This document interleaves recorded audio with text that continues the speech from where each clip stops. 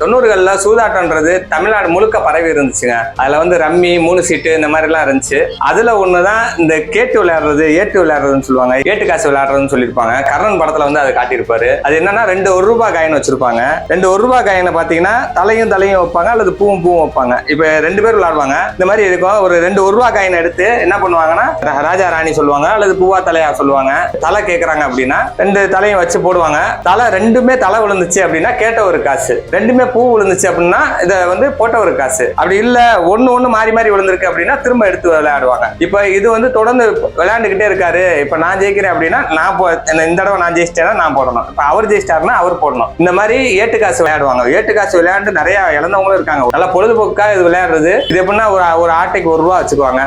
ஒரு ஆட்டைக்கு 1 ரூபா 50 பைசா அந்த மாதிரி வச்சு விளையாடுவாங்க. இது நிறைய வச்சு விளையாடுற ஆட்களும் இருந்தாங்க கிராமத்துல. இதுல 1 ரூபா 2 ரூபா தான் அதிகபட்சம் பொழுதுபோக்குக்காக தான் விளையாடுறது. ரொம்ப மோசமான சூதுனா அது வந்து இந்த 3 சீட்டு விளையாடுறது தான் ரொம்ப மோசமான சூதா இருந்துச்சு. அப்புறம் ரம்மி விளையாடுறதுல வந்து அதுவும் ஒரு மோசமான சூது தான். ஒரு இறப்பு வீடுகள்ல பாத்தீங்கன்னா நைட்டு பூரா தூங்காம இருக்கிறதுக்காக சீட்டு விளையாடுவாங்க. ஆனா இந்த ஏட்டு காசு விளையாடுறது பாத்தீங்கன்னா பகல் நேரத்துல வேலை இல்லாத நேரங்கள்ல விளையாட ஆரம்பிச்சு அது ஒரு பெரிய பரவலா இருந்துச்சு. அதை கர்ணன் படத்துல ரொம்ப அழகா காட்டியிருப்பாரு. ஏட்டு காசு ஜெயிச்சு அவங்க அக்காவை கட்டி கொடுத்துடலாம் பாத்தியா கர்ணா அப்படின்னு சொல்லி யோகி பாபு சொல்லியிருப்பாரு. அதுக்காக தனுஷ் கூட யோகி பாபு அடிச்சிருப்பாரு. 90களை திரும்ப ஞாபகப்படுத்திருப்பாரு கர்ணன் படத்துல வந்து மாரி செல்வராஜ். அதுல இந்த ஏட்டு காசுன்றது ஒரு நல்ல விளையாட்டு தான். இன்னைக்கு யாருக்குமே அது தெரிஞ்சிருக்க வாய்ப்பு இல்லை. அந்த காலகட்டங்கள்ல விளையாண்டவங்களுக்கு, அந்த காலகட்டங்கள்ல இருந்தவங்களுக்கு ஞாபகம் இருக்கு. பூவா தலையா கேட்டு விளையாடுவாங்க, பூவா தலையா கேட்டு கொத்தி வச்சு விளையாடுவாங்க. இருந்தாலும் இந்த ஏட்டு காசு, ஏன்னா இது வந்து 2 பேத்துல ஒரு ஆளுக்கு ஜெயிக்கிறதுக்கான வாய்ப்பு இருக்கு. பூவா தலையா விளையாடும் போது 2 பேத்துல யாரோ ஒரு ஆளுக்கு கன்ஃபார்மா போயிடும். இது வந்து அப்படி கிடையாது. இப்ப வந்து ஒன்னு பூ ஒன்னு தலை விழுவும், பெரும்பாலும் ஒரே மாதிரி விழுகாது. அப்ப அந்த ஆட்டம் வந்து தொடர்ந்துகிட்டே போகும். ஒரு 10 ரூபா இருந்துச்சுன்னா அதை வச்சு 1 மணி நேரம் 2 மணி நேரம் விளையாடுவாங்க.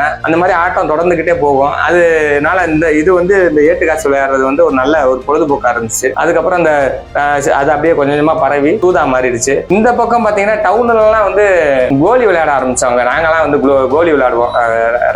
ரவான்னு சொல்லுவோம். ஒரு 5 குண்டு வச்சு குழி பறிச்சு அதுல வந்து கேட்டு எந்த குண்டை சொல்றோமோ அதை அடிச்சா 2 ரூபா 1 ரூபா அந்த மாதிரி விளையாண்டுக்கிறோம். 90 காலகட்டங்கள்ல காசு வச்சு விளையாடுற விளையாட்டுல இதுவும் ஒண்ணுங்க.